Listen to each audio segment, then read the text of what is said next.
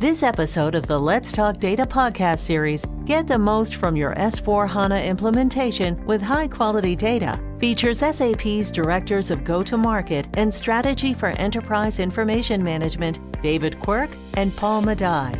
Hosted by SAP's Ginger Gatling, recorded live on May 1st, 2018. Welcome to our Let's Talk Data podcast series. This series is brought to you by SAP experts discussing current topics around data and data management. My name is Ginger, and I'll be your host for this series. Today's topic is Get the Most from Your S/4HANA Implementation with High-Quality Data. Joining me today are two experts on all things data quality, all things information governance, any topic around managing and governing your data.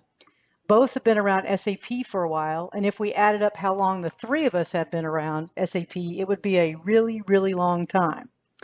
So first, we have with us Paul Madai. He's an expert on all things data quality, governance. He has deep domain expertise at SAP. So Paul, welcome, and I'm glad you're here today. Thank you, Ginger. Also joining us is David Quirk. David has extremely deep domain expertise as well with a strong focus on governance. So David, I'm super happy you're able to join us. Glad to be here and I'm happy to share our thoughts. Great. So with the two of you brain guys on the call today, I know we're going to have some interesting discussion. So our topic today is about data, about S4 and SAP HANA. So seems to me like HANA is a good place to start. So Paul, what makes HANA unique, especially in regards to data quality? What makes HANA unique with data quality, and why are we talking about the two together here on the podcast? Well, great question, Ginger. Let's start by just talking about HANA. I think probably the people listening to this podcast know that HANA is an in-memory database that is blazingly fast. But, it's not just about speed. There are lots of ways to make traditional databases fast. You can use memory caching, indexes, aggregation. But if you think about it, all of those methods add complexity. HANA, however, is not only fast, but it's simple. It's, for instance, a data object that might, in a traditional database, require 10 tables, requires only 2 tables in SAP HANA. So you don't need any indexes or aggregates to deliver fast access to that data. Now, this allows for, among other things, a single copy of your data to be used for both transactional and analytic use cases.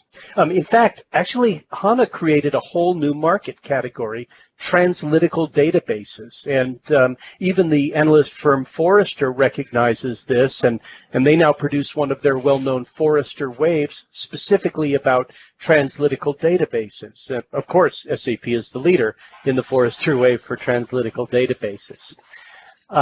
So I think that's the first thing that makes HANA unique.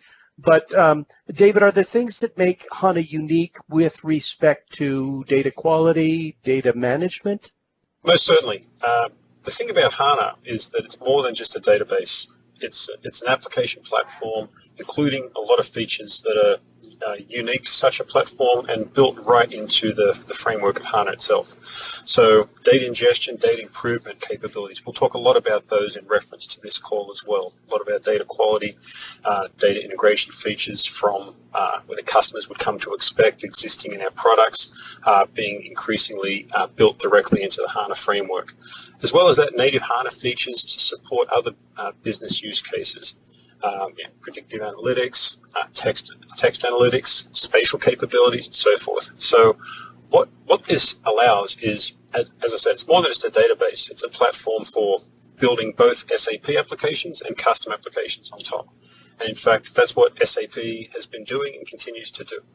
So let's think about what we've done with ERP for a second. And I'm going to use an analogy of... David, let me just jump in there. I just want to say a little bit more about that because you really raised something interesting there. You talk about, for instance, the ability to ingest and improve data, those capabilities built into the platform. But what's really interesting here is we're not talking about some scripting tool or some, simple capability. We're really talking about fully featured enterprise information management tooling, like smart data integration, smart data quality, and enterprise semantic services within the platform. So that we can actually we have really a fully featured tool that lets you do data federation or virtualization, bulk batch data loading, data replication, data cleansing, and that also serve as a foundation for other applications that can leverage those capabilities. We'll talk about some of those other applications later, like master data governance or SAP Agile data preparation. Yes? Absolutely. And in the case of master data governance, or MDG, that'll be discussed in the context of from an architectural perspective, it being a completely baked-in part of SAP's ERP and S4HANA offerings. And talking about S4HANA, I was headed into describing an analogy about trying to improve your transportation. Do you want to have a faster horse, or do you want to have a car? And if you think about the evolution of SAP's space across ERP obviously existing as its ECC classic format, then being able to run that ERP application on a HANA database on a HANA application, that starts to be, to my mind, building your faster horse. But then what SAP's done is taken it to the next level. Completely reimagined ERP, designed specifically to run on the HANA platform, which is SAP S4HANA, which is something completely different. Like I say, that analogy of building a car rather than just trying to build a faster horse really kind of crystallizes why SAP did this and why it was necessary. Not just an efficiency step, but a reimagination of the way that companies will be able to do business to simplify their infrastructure and really arm them to move into a digital age.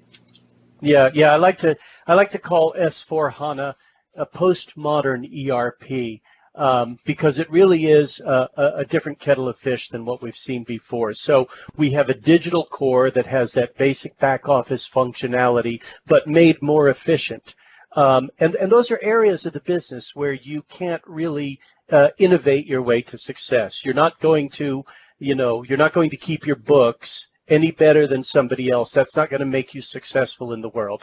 But we take that digital core and we surround it with specific line of business applications, for instance, for HCM, for sales and marketing, for procurement and spend management. So we have a core surrounded by what could be considered sort of best of breed, if you will, applications that extend that. That allows first of all, it allows innovation by SAP in these differentiated processes without the need to upgrade a central monolithic ERP instance. And it also allows us, or it allows our customers to leverage SAP Cloud Platform to innovate their business at the edges by building custom applications that leverage HANA, the cloud, and extend the functionality that SAP provides. Right, and if you think about it, ERP is no different from any other kind of technology. Think about the exponential leaps in power, in simplification, in expectations from the customer base as to how our enterprise applications and all computer software needs to run. Needs to be mobile, needs to be agile, needs to be simple. And so to think that you can continue with your monolithic ERP application that has been serving you quite well over a long period of time. You've received your ROI from that investment, but trying to think about where technology is headed, the types of challenges that your business will need to address and adapt to in the digital age. All of our customers realize that the time to modernize that is now. If you're still running on an old-fashioned ERP style application, then you're getting left behind. Your customers aren't receiving the level of attention that you would need. Your employees aren't, quite frankly, going to be as happy utilizing that. They're not going to have the same modern access, mobile access, simplification with user interfaces, and just a different way of doing business that is becoming more and more standard in today's age. So it's really the time today in terms of technology, current business climate, and also to make sure that your company is aligned with those strategic directions of digitization of business and current modern trends in the world, it's absolutely the time to make these investments in this core technology. Yeah, I think you make a good point there. A lot of our customers implemented, in the 90s or the aughts. They've been on the solution for 10, 15, 20, 25 years now. And as you say, they've pretty much wrung all of the ROI they're going to get out of those solutions. So they recognize it's time to become more agile, to make that investment in new technology. And I think we're in terms of that technology, the current business climate, and of the strategic imperative that customers have to go digital, I think they recognize that it's time to make the move to S4, or it's at least time to plan the move to S4, yes? Yeah, absolutely, Paul. Yeah.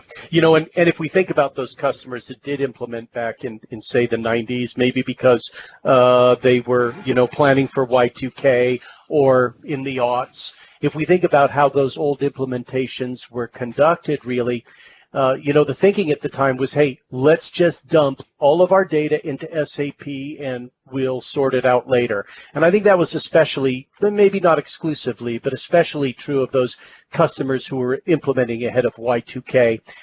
The problem with that approach, as we've learned now, is that later never comes. Companies have just learned to live with the data problems that they built into their system when they did their original implementation, and that they've carried with them through all of the upgrades and changes they've made since then. But, problems like duplicate customers, duplicate vendors, incorrect addresses, products without orders, broken hierarchies, all of that. And so I think that we've been talking for a long time about information management to our customers. And do you think that their sort of their approach or their understanding of that message that we've been saying has changed? It's interesting. Talking to customers at events and other opportunities that we get, for a number of years, it really was about us trying to educate them as to a lot of the benefits that they would receive from implementing EIM technology at their companies, whether it's around data quality, information management, data movement, all these different aspects of the EIM portfolio. And it's really shifted in the last few years. It's changed to become not that we have to educate them to the reason they need to do this, but customers coming to us, asking us, hey, we need these technologies. What do you have that can support us? Here's my use case. Here's my business challenge. Here's what my burning platform I want to fix. And so what do you have to offer me that can really address that? And so definitely that perception of why these technologies are needed has shifted. From my perspective personally, and from SAP's viewpoint, all customers really will benefit from that solid foundation of enterprise information management solutions. But to your point, Paul, as we start to move towards this digital future, as companies are really upgrading their underlying driving technologies to S4HANA and other such tools, to try to do that without that solid EIM foundation. Well, in the past, as you said, maybe they could kind of get away from it, even though they would receive these significant business benefits just the same. If they're really trying to wring out the benefits from this digital core, that's just not going to happen without a solid foundation of trusted enterprise information that underpins everything they're trying to do. Any analytics type benefits they're trying to build, any enhanced decision making, any if you want to venture into areas of machine learning or predictive analytics, if you're trying to build that on a shoddy foundation of core master data, of core enterprise information, then you're not really going to derive any meaningful value from those efforts on top. Right. In the translytical world, which S4 definitely sits in that world. In the translytical world, where you might be using one copy of the data for both transactional and analytic use cases, absolutely, that data has to be right. I heard one customer say that if all you're doing is putting your existing systems on SAP HANA and not fixing that underlying data quality, all you're doing is making bad business decisions more quickly. that you Right. really need to make sure that you're driving that underlying quality. Yes, absolutely, absolutely. So I think we agree that in the S4 world, you can't say we'll fix it later. You have to get it right up front. Yeah, Absolutely. So then I guess that leads to the next question, really, which is, what should customers do about it? All right, what can customers do about data quality with their S4 implementation? And I guess I guess I would say two things about this. First of all, I guess the first thing I would say is that simple is not always easy, right? We want to get to that place where we have a simpler structure in our S4. We have that simpler, that postmodern ERP, but getting there from our very complicated environment now isn't necessarily going to be easy. So that means that we should plan not maybe for the fastest S4 implementation, but for the best. Yeah. Absolutely. And also recognizing and really trying to address in a meaningful fashion what your underlying issues and challenges might be. Mm-hmm. Some companies are at different levels in this sort of maturity journey around enterprise information solutions. Maybe some companies are at ground zero; they're blissfully unaware they've got any issues whatsoever. Other companies perhaps aware they have a challenge but not sure exactly of the scope or the nature. Other companies understand the scope and trying to fix those challenges. So depending on where companies are during these various levels, during their information maturity, it's really an evolution that we can take them through and that they should go through to address this in a meaningful fashion. Right. We like to say that data quality is a journey, not a destination. Absolutely.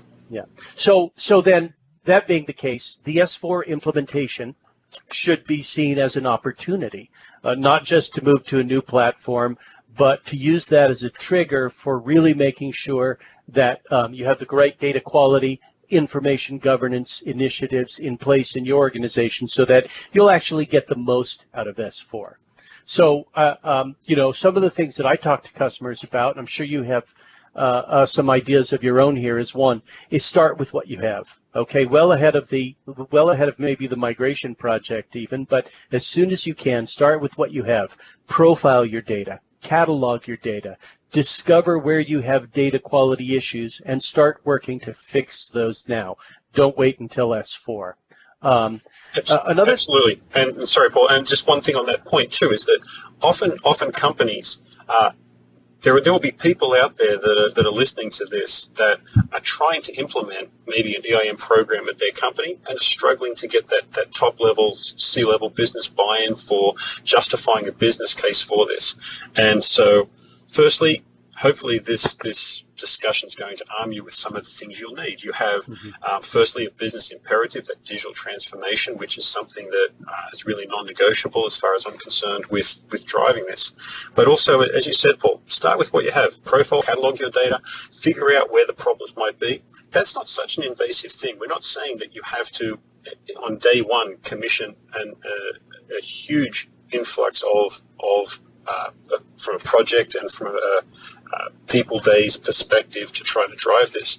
Maybe start small, start understanding what you have, figuring out the scope of the problem. That will then lead to other steps along the way and lead to an evolution of a business case to ultimately get you with the full EIM suite and end-to-end benefits.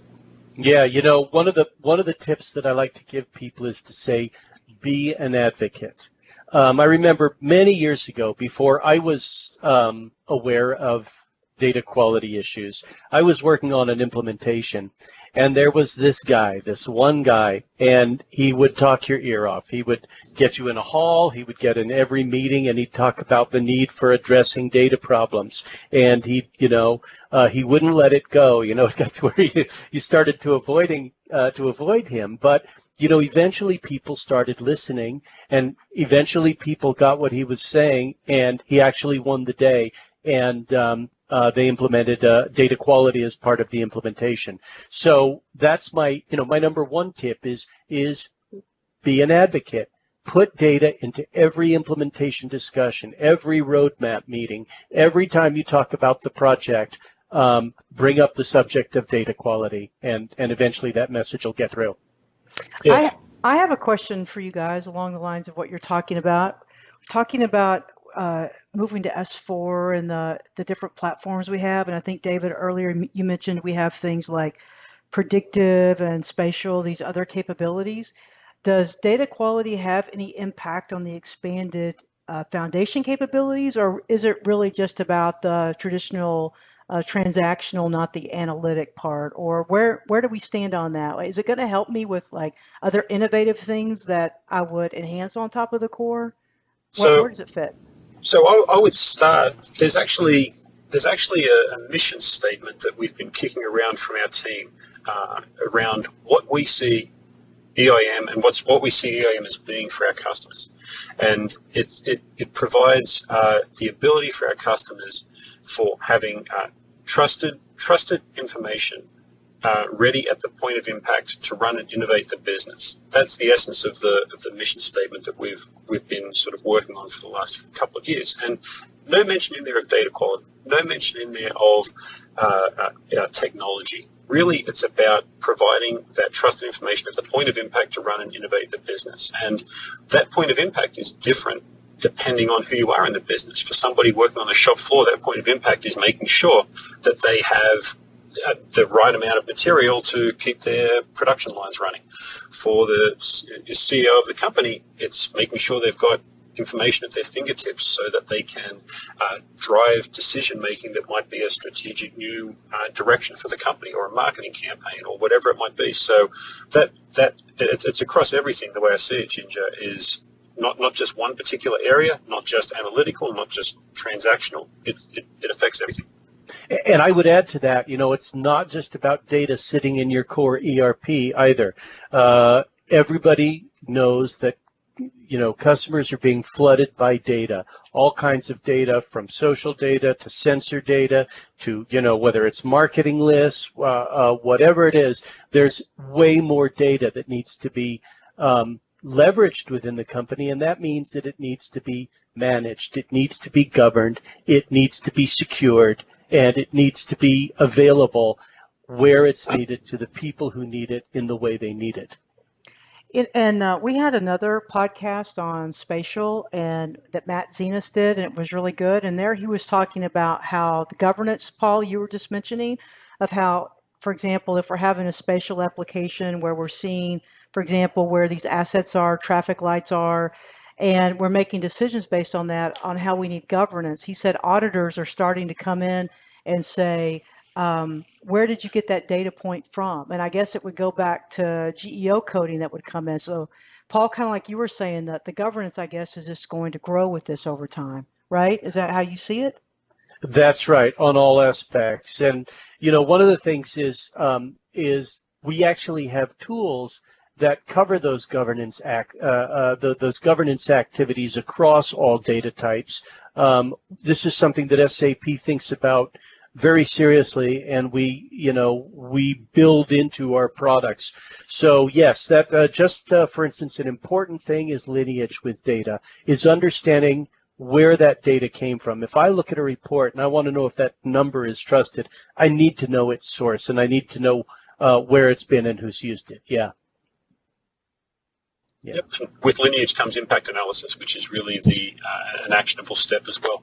That if there's a change made in one aspect of your enterprise, what is the impact of that change? What different touch points would be had by that data way downstream potentially? So really getting a handle on those kind of aspects will be important. So I think if we're thinking about what customers who are looking at an S4 implementation, what they can do, there are a couple aspects to this. The first thing I guess we have to ask, or two questions we have to ask, is what can they do and when should they do it? Absolutely. And with that comes to mind a nice little story, or a proverb, right? What is the best time to plant a tree? And the answer is 20 years ago. And then the follow-up question is, what's the second best time to plant a tree, which is today? And I heard that little anecdote told at at a conference, and it resonated quite well with me because it's really about the fact that, absolutely, if you're years out from your S4HANA transition, if you're looking at doing this in the future, then you've got that 20-year span to use the tree analogy a little bit, where you can get some things in place today that will ease that transition in the future. If this is something that you're looking at doing very, very soon, well, you know what? Would have been nice to have had this in place a few years ago, but in the absence of a time machine, do what you can to address this today. Start this program today. So I would say to any customers imminently making a transition to S4, this is a very, very vital business imperative. For customers that think, we've got 3 years, 5 years, and then we're going to make that move, right now is still the time to start addressing these information management data quality concerns so that it will ease your transition when the time comes to move to S4HANA. Right. So, and I think a good place to start is what we said before. Start with what you have. So that's the first thing, is get your data catalogs, your metadata catalogs, your data profiling, and your data quality problem identification tasks out of the way. Now, SAP has a great tool for that, a business user-friendly tool called Information Steward. And Information Steward allows you to do a few things. For one thing, it allows you to assign ownership to the data, which is very important in a data governance initiative, is understanding who owns the data and who has responsibility for it. And so it allows you to assign ownership. It allows you to define your metadata, both in business terms and technical terms. And it allows you to very simply profile that data, even business users. You don't have to be a data scientist. You don't have to be an IT person. Even a business user can profile that data and understand where the issues lie. It also allows you to do ongoing data quality monitoring with balanced data quality scorecards so that you can see and measure progress you make as you move through your information governance initiatives, and you can see that quality improve. When you see improvement, that's something that can be shared with the business. When the business sees improvement, and by the way, not just technical improvement, but actually hard financial results. It allows you to capture the hard financial results of the improvements you've made. That spurs further investment in your data quality initiatives. And so that's an important tool, and it works very well with our data services tool. Now, data services, if you're not familiar with it,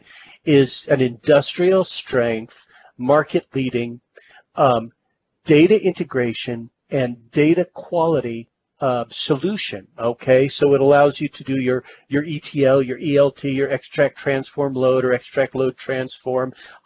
Very efficient, very powerful, but it also has built-in data quality capabilities so that the problems you discover in Information Steward can be remediated with data services. So we start to get that clean data, we start getting business benefits, even though we're still in our legacy systems that haven't actually started the move to S4 yet. We're already seeing business benefits, and we're already setting ourselves up for a successful S4 implementation.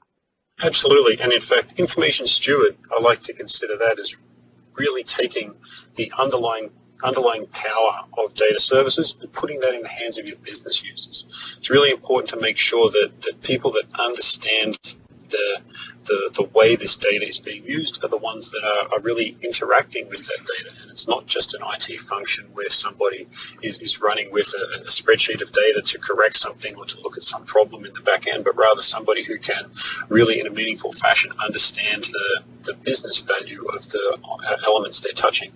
And to continue on that journey, I mean, you have solutions, as we've said, that will allow you to understand where the problem might reside in your problems might reside in your enterprise, be it pure data quality problems, be it process and business processes that need to be tightened up, locked down, changed, be it a lack of auditability of what's going on.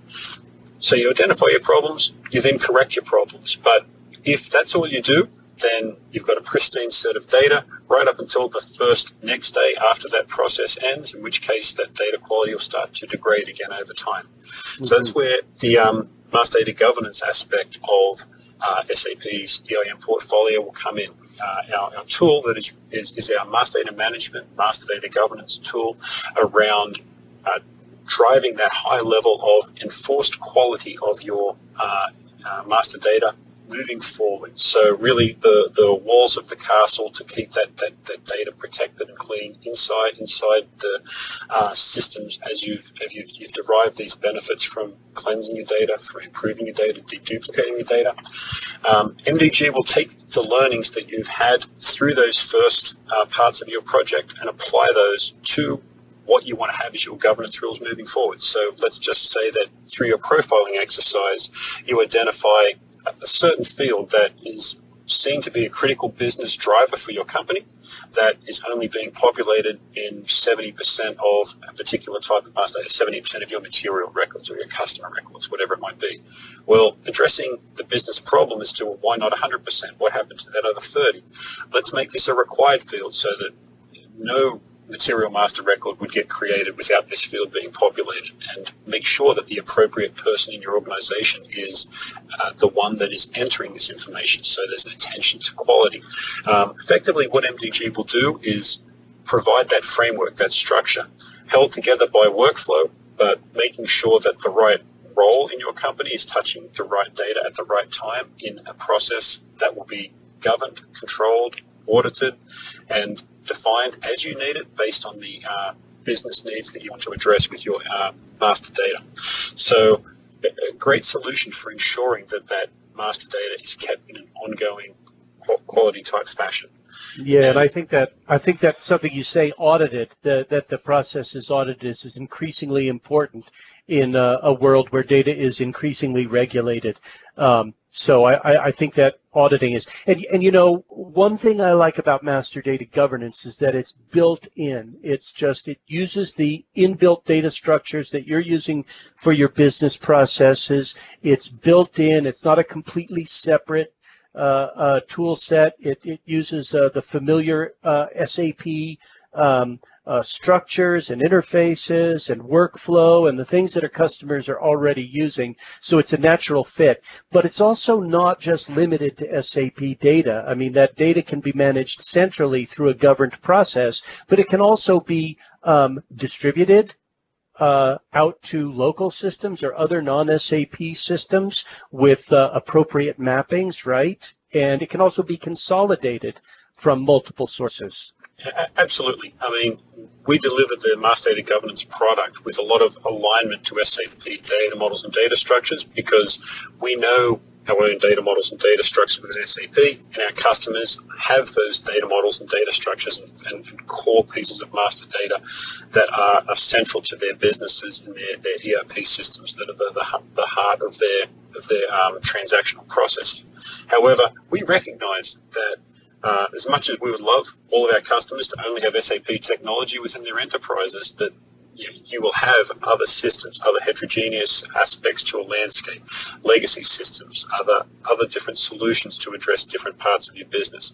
And so our MDG solution aligned with SAP technology, but absolutely designed and expected to be extended to meet the needs of other systems that might be in your landscape. Mm-hmm. And one other point about this that I'd like to make too is that don't just think about MDG as being, okay, well, we'll do all of these steps to prepare our data, to move our data, to get our data ready for S4HANA, and then when we're in the S4HANA world, then we'll implement MDG and lock everything down at that time. Think about what you can do by implementing MDG today. Why not address these data quality, these information management issues in your enterprise with all of the steps that we've been talking about today, lock it down with MDG in your existing landscape, and then MDG can run on an ECC Classic deployment, so on any of the supported databases for ECC. It can run with ECC running on HANA, that sort of faster horse type approach, if you remember what I was talking about earlier. And then also S4HANA is the primary deployment mechanism for MDG today as well. So as customers move through that transition, they can deploy MDG on any one of these baseline technologies and provide those data governance and information management benefits today in your pre-S4 world. During your S4 transformation, maybe you have several systems and you're in a process of consolidating and retiring them one by one, so working through a hybrid situation, then finally into a fully S4 world and get the benefits of governing your data through that whole process. And master data is sort of the backbone of the business, really, because all of the transactional data hangs off of it. So that master data is really critical. And of course, one of the good things is if we've started with information steward, now we're controlling the creation of that master data. There's still going to be data quality problems that creep up, but we'll be proactively monitoring them with information steward, and we're just going to have overall much better quality. But ultimately, we're going to have to do a migration to S4. At some point, the data moves into S4. We're going to go through that migration project. SAP has built a lot of tools to help customers with the actual migration to S4, like the migration cockpit, which is free to S4 customers and which is constantly being improved, like the rapid data migration content that is free download for any customers who own SAP Data Services. And then SAP Data Services, we talked about it a little bit before, but that's going to be the tool that's actually going to do the extract from your legacy systems, the transformation of that into the correct format, and the loading either into S4 itself or into the migration cockpit, so that the migration cockpit can then take and do the actual physical data load into SAP. We also have a tool, that comes from a partner called Advanced Data Migration by Back Office Associates. And this is this is a thing where customers often say, why would I buy a tool for a data migration? I've got one data migration, I don't need to buy a tool. But the fact is, customers actually do a lot of data migrations. Every time there's a merger, an acquisition, a divestiture, a business transformation initiative, a new system brought online, those always involve data migration. So customers are going to have ongoing data migration projects. They should have data migration as a core competency. And what advanced data migration does, in addition to working with all those other tools that I mentioned before for migration, is that it gives you a highly efficient, automated, single pane of glass in context data migration management and execution console, so that everybody is working in the same tool, everything is audited, everything is measurable, everything is known. There are no mysteries to the migration. It allows you to load several mock cycles till you've got the data you want. It allows for cleansing in line, and most importantly, it allows for, reuse of all of those data rules that you develop during the migration. You can continue to use those after go live. There's one more thing I just want to say is we have also a tool that's very helpful and very interesting to talk about for ongoing data quality with address data in S4. That's a cloud-based microservice that we can use. So, Paul, one thing I wanted to add in a way too. You mentioned the concept of it being a core competency. This is something that's a journey for all of our customers. Whether it's the migration is that initial event, and moving down that EIM path is going to be a constant journey to customers. And I remember at an event there was a question asked to a panel and said, "What do you see?" These were customers that were implementing these solutions. What do you see as data nirvana? And I thought about what my answer to that question would be, and really I see that not as being that you can sort of put a bow on it, wrap it up, and you're done with your data quality initiative and you never have to worry about it again, but rather it's about putting these types of programs, systems, technologies, rules, discipline in place that will set you up for the types of changes that will continue to come from various forces. You might think you've done your migration to S4HANA, and then your company goes out and acquires another company, meaning that there's now an acquisition that needs to go through. So there's that company's enterprise information needs to be brought onto your standards. So nirvana for me is making sure that you've set yourself up to have that framework for success, so that whenever things are thrown at you in the future, you will be able to adapt. If data quality is a journey, what you're saying is you make the road a superhighway for that car and not a bumpy dirt road. Very true. Yeah. So basically we understand HANA is a differentiator, that S4 HANA is radically new in the ERP world. And we understand that data quality is significant. And so I guess what I'd say sort of in kind of a concluding way is to say, hey, start early, start as early as you can. Understand your data challenges, get a handle on those, start to implement those governance policies, procedures, structures, and technologies that are going to help you make sure that you have a strong foundation not only for S4, but for your digital enterprise. Would you agree? Absolutely, Paul. Absolutely. Okay, so Paul, you've talked about data services and information steward and master data governance, and I think even advanced ADP. Maybe you could tell me what that stands for again. I just forgot. But could you also talk about some of the tools, information management, data quality tools we have actually embedded inside of HANA? I know David mentioned it earlier today. So could you expound on that a little bit, please? Yeah, I'm really glad you asked that, Ginger. Yes, so we talk about data services and information steward. Those are great tools. But, we also have taken, the 25 years of development we have in those tools, and we've built new tools inside of HANA that are different but leverage that understanding. So they're newer, more modern tools. So we can talk about, for instance, smart data integration, which would be the analog, really, of the data integration capabilities of data services. So that's going to let you, without having any additional hardware, additional middleware in your environment, bring the data into HANA like I say, with capabilities like federation and real-time replication, change data capture, bulk batch, all of that built in. And it works with our smart data quality solution so that you can also improve that data where it lives in the HANA database. Now, we have a tool called Agile Data Preparation, which is a self-service data preparation and data management tool that any end user can pick up in minutes. It's super easy and intuitive to use. If you can use a spreadsheet, you can use this, but it's much faster and easier, and it gives you that push-button data profiling. Really fast wizard-guided data cleansing, data merging, data set merging. And it's a really valuable tool to any data living in HANA or any data that can be brought from any source into HANA. And a great way to start early profiling ahead of your S4 implementation. All right. Thank you, Paul.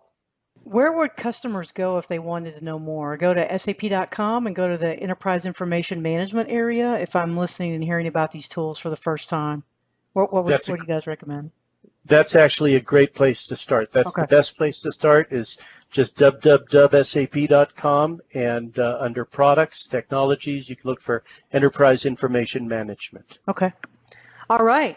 Well, thank you guys both for joining. I really appreciate it. I think this has been a fantastic session, and hopefully we'll see you on another podcast. Thank you, David. Thank you, Paul. Thanks, Ginger.